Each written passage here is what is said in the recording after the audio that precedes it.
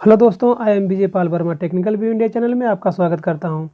आज हम ट्रांसफार्मर की बाइंडिंग के रिगार्डिंग बात करेंगे कि ट्रांसफार्मर की बाइंडिंग जो होती है वो कितने प्रकार का होता है और बाइंडिंग कैसे किया जाता है, कौन सी बाइंडिंग कहां पर किया जाता है, इस वीडियो में हम ये बात करेंगे। वीडियो स्टार्ट करते हैं। अब ये transformer bindings, type of transformer bindings. Transformer की बाइंडिंग जो होती है वो कितने प्रकार के होते हैं? ये दो प्रकार का होता है, टू टाइप्स है। फर्स्ट जो आता है लेयर बाइंडिंग,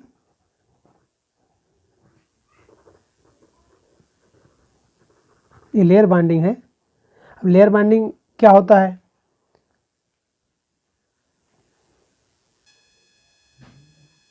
जब ट्रांसफार्मर की बाइंडिंग की डिज़ाइन हमें मिलती है तो उस डिज़ाइन में दिया रहता है, मान लीजिए कोई कॉइल का दिया हुआ है, 20 टर्न दिया हुआ है और उसमें डिज़ाइन में लिखा रहता है लेयर, नंबर ऑफ लेयर 2 हैं और 10 टर्न पर लेयर दिया हुआ है। तो लेयर क्या होता है? मान लीजिए कोई फर्मा है और 10 टन पर लेयर। लेयर बाइंडिंग ऐसे होता है। अब इस पर फिर इंसुलेशन लग जाएगा, फिर यहाँ से 2 लेयर बन जाएगा, ये लेयर बाइंडिंग हो गया। और सेकेंड आता है disc binding.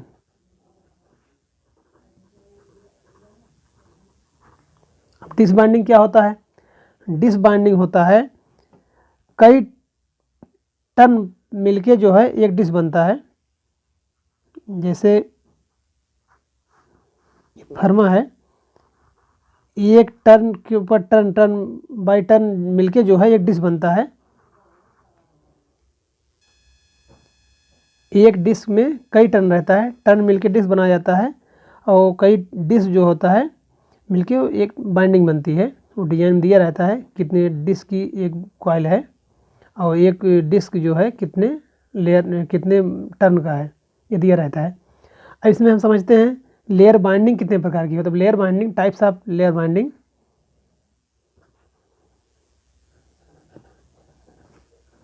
Types of layer binding. अब जो लेयर बाइंडिंग है ये कितने प्रकार की होती है? ये 3 प्रकार का होता है, 3 टाइप्स। ये 3 प्रकार का होता है लेयर बाइंडिंग। फर्स्ट आता है स्पाइरल बाइंडिंग।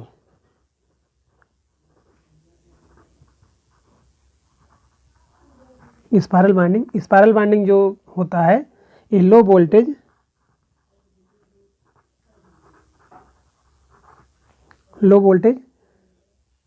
किसको बोलेंगे? 11 kV जैसे, और मीडियम करंट 100 एम्प्स।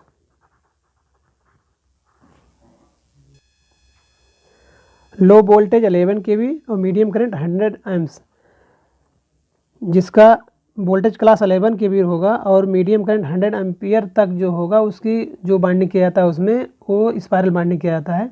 जिस ट्रांसफार्मर का करंट 100 एम्पियर है, वोल्टेज क्लास 11 kV तक है, उसमें जो ट्रांसफार्मर की बाइंडिंग की जाती है वो स्पाइरल बाइंडिंग किया जाएगा। ये मोस्टली फॉर एलवी कॉइल के लिए यूज किया जाता है। स्पाइरल बाइंडिंग जो होता है एलवी कॉइल के लिए ज़्यादा यूज किया जाता है। अब सेकेंड आता है cross over binding. Cross over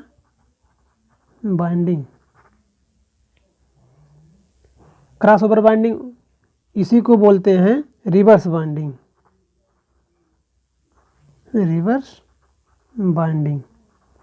cross over binding या रिवर्स बाइंडिंग,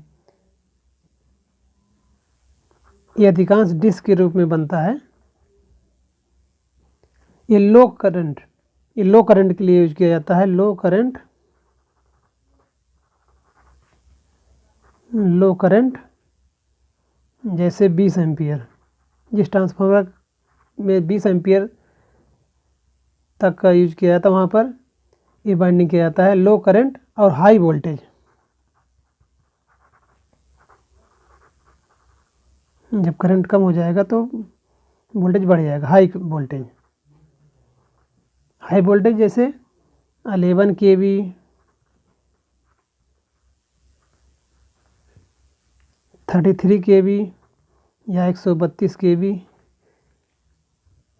का जो ट्रांसफार्मर यूज किया जाता है वहाँ पर एक क्रॉस ओवर बाइंडिंग या रिवर्स बाइंडिंग की जाती है।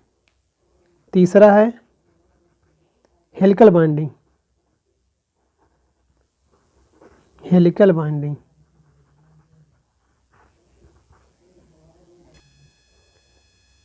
बाइंडिंग वहाँ यूज किया जाता है हाई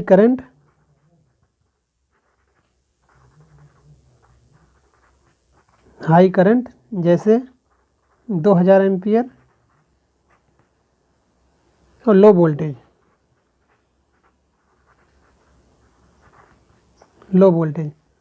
11 kV,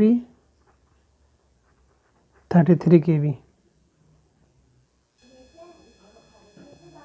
ये 2000 एम्पियर और 11 kV या 33 kV तक का यूज किया जाता है। जहाँ 11 kV और 33 kV का वोल्टेज क्लास होगा और उसमें करंट हाई 2000 एम्पियर तक लेना होगा, वहाँ हेलिकल बाइंडिंग यूज किया जाएगा। और जहाँ 20 एम्पियर तक का लोड रहेगा और 11 kV या 33 kV 132 kV का वोल्टेज क्लास का बनाना होगा, तो वहाँ क्रॉस ओवर बाइंडिंग या रिवर्स बाइंडिंग किया जाएगा। स्पायरल बाइंडिंग 11 kV और 100 एम्प्स तक के लिए यूज किया जाता है। ये टाइप्स ऑफ लेयर बाइंडिंग क्या है। अब सेकंड पे आते हैं डिस बाइंडिंग।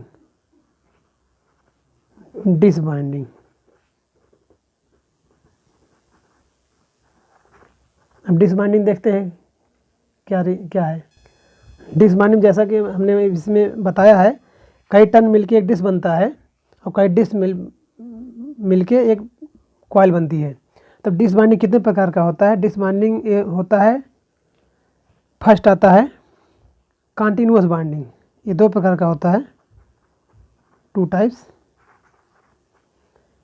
यह है कंटिन्यूअस बाइंडिंग। कंटिन्यूअस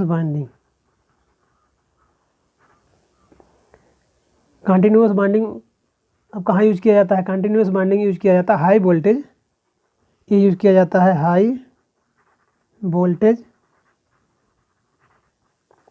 जैसे 132 kV और मीडियम करंट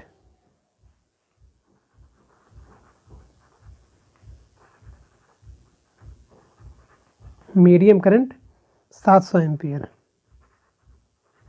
जहाँ 700 एम्पियर और 132 kV का क्लास का ट्रांसफार्मर बनाना होगा, तो वहाँ पर कंटिन्यूअस बाइंडिंग, डिस बाइंडिंग में कंटिन्यूअस बाइंडिंग किया जाता है। अब इसमें सेकंड आता है इंटरसील्ड बाइंडिंग। इंटरसील्ड बाइंडिंग जो होता है हाई वोल्टेज,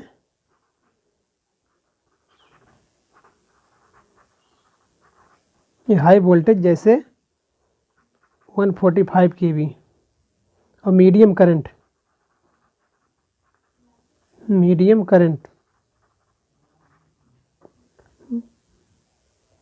700 एम्पियर, ये भी 700 एम्पियर है। हाई वोल्टेज जहाँ 145 kV वोल्टेज क्लास और 700 एम्पियर तक का ट्रांसफार्मर बनाना है, वहाँ पर इंटरसील्ड बाइंडिंग यूज किया जाता है।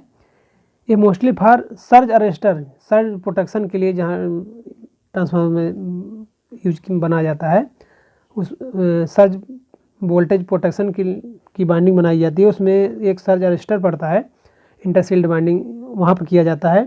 सर्ज अरेस्टर किस लिए पड़ता है, जो लाइटिंग अरेस्टर के लिए यूज किया जाता है, ये पावर ट्रांसफार्मर में यूज किया जाता है, तो वहाँ पर इंटरसील्ड बाइंडिंग यूज किया जाता है। इंटरसील्ड बाइंडिंग हो गई, कंटिन्यूअस बाइंडिंग हो गई।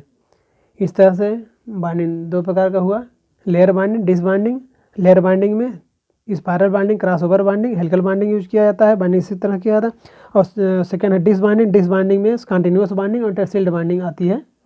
कंटिन्यूअस और इंटरसील्ड बाइंडिंग जैसा कि बताया कि सर्ज अरेस्टर जहाँ पर यूज किया जाता है, वहाँ पर इस इंटरसील्ड बाइंडिंग किया जाता है। उस बाइंडिंग में एक सर्ज अरेस्टर बना के उसमें बीच में डाला जाता है, वो बाइंडिंग करते समय वहाँ पर इंटरसील्ड बाइंडिंग यूज किया जाता है, पावर ट्रांसफार्मर के लिए होता है।